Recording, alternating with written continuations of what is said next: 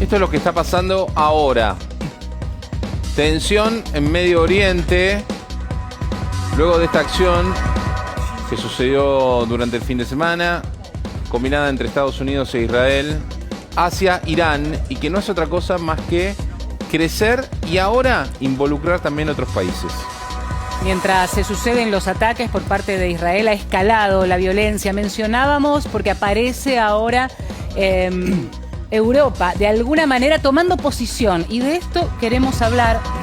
Alejandro Launagaray de Urquiza, licenciado en Relaciones Internacionales, nos va a ayudar a entender este conflicto. Lo charlábamos hace un ratito nada más. Hola Alejandro, ¿cómo estás? ¿Qué tal? Buenos días, un gusto saludarlos, gracias. Empezar a entender esta escalada de violencia, pero ir un poquito... ¿Qué es esto de lo que estamos hablando? Cuando hablamos de la guerra en Medio Oriente parece un tema viejo y sin embargo ahora empieza a estar en todos lados esta discusión. No, por supuesto. Bueno, a ver, pues se habla de tensión, conflictos, ataques. Es una guerra abierta lo que estamos viendo, donde Estados Unidos e Israel están buscando cambiar el régimen en Irán, volver a tener, que Occidente vuelva a tener en Irán un régimen afín, ¿no? Pues recién hablamos de historia. Bueno, para comprender las guerras actuales hay que ver la historia, ¿no? En 1921 el Reino Unido dio un golpe de Estado en Irán. En 1953 los Estados Unidos dieron un golpe en Irán, fundamentalmente por el petróleo.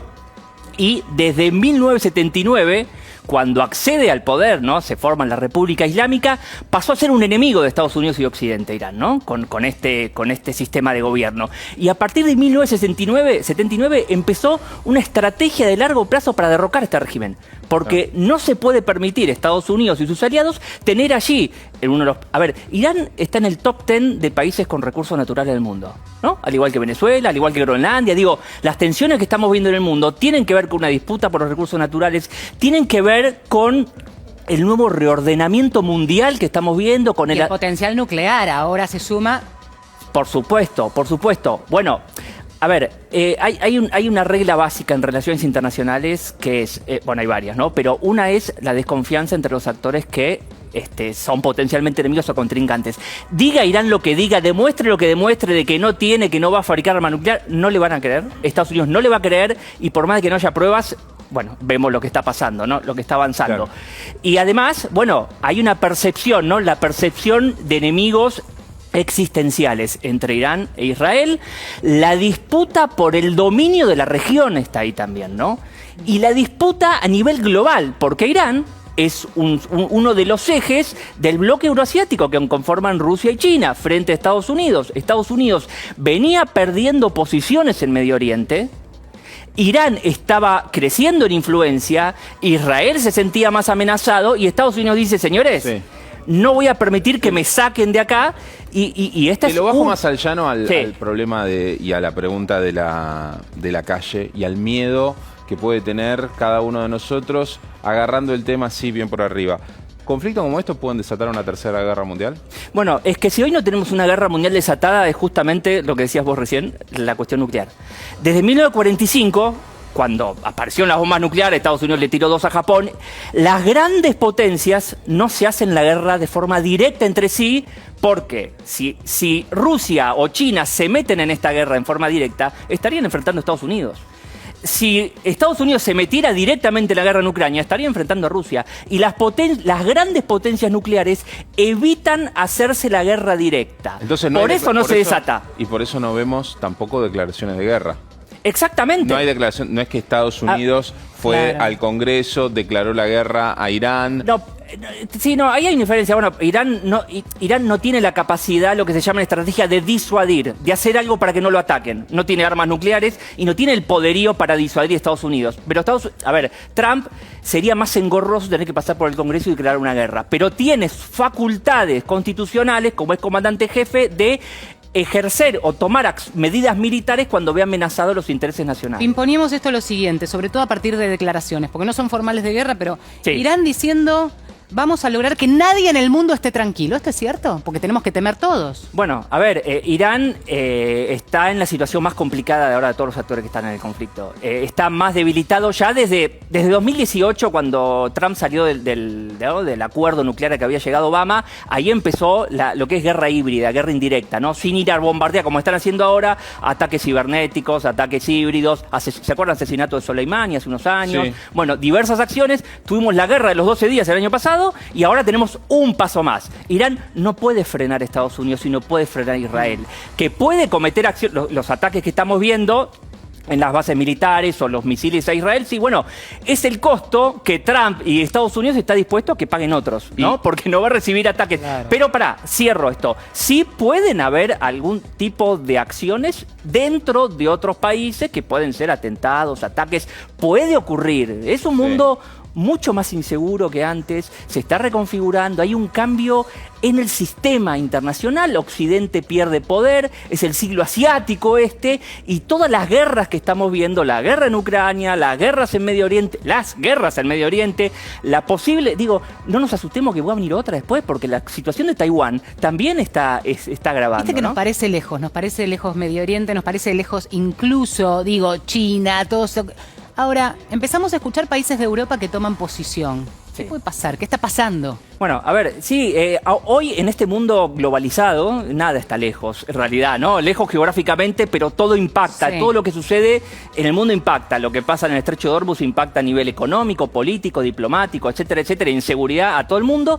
Y los europeos, lo que pasa es que los europeos están en una crisis existencial, no saben para dónde van los europeos, no saben qué lugar van a ocupar en este mundo y están, primero, pasó con Ucrania y pasó con Gaza y pasa ahora. Primero, antes de que empiece la guerra, dicen, no queremos guerra, vamos a dialogar, no hay que negociar. De hecho, empieza la guerra y dicen, vamos todos a la guerra y ellos no quieren frenarla, no querían parar la de Ucrania y ahora dicen, bueno, nos sumamos por presión de los Estados Unidos también, porque y esto que hay que entenderlo claramente, con la guerra en Ucrania, porque todas están relacionadas, todos los conflictos están relacionados. Sí. Con la guerra en Ucrania, Europa se debilitó y Estados Unidos fortaleció su posición en Europa. Porque la venía perdiendo porque Alemania y Francia se habían acercado a Rusia. Empieza la guerra en Ucrania, se debilita Europa, política, económica, militarmente, Estados Unidos vuelve y ahora tiene más capacidad de presión. Y ahora, una cosa. Con los europeos. ¿Cuál es la diferencia de este conflicto con otro conflicto que podría haber sucedido en Medio Oriente, una zona que siempre es caliente? ¿Por qué ahora sí tenemos el impacto que estamos teniendo? ¿Por qué se llevan puestas las bolsas de todo el mundo? ¿Es porque está Estados Unidos? Porque Estados Unidos siempre estuvo ahí. ¿O porque está Donald Trump? Particularmente sobre la figura de Donald Trump. Son tres aspectos, dos los dijiste. Para entender las acciones y el comportamiento de los estados en el sistema, ¿no?, internacional, hay que mirar a los líderes, a los personajes que tienen su impronta, hay que mirar el comportamiento del Estado histórico y actual. El comportamiento de los Estados Unidos no es extraño. Hacer guerras se ha consolidado como potencia mundial a través de las guerras, ¿no? La Primera y Segunda Guerra Mundial catapultaron a Estados Unidos hacia la superpotencia. Bueno, entonces con las guerras se fortalece Estados Unidos, sobre todo porque está lejos, es casi una isla en geopolítica, está muy lejos de todos los conflictos geográficamente, entonces no teme ataques en su territorio.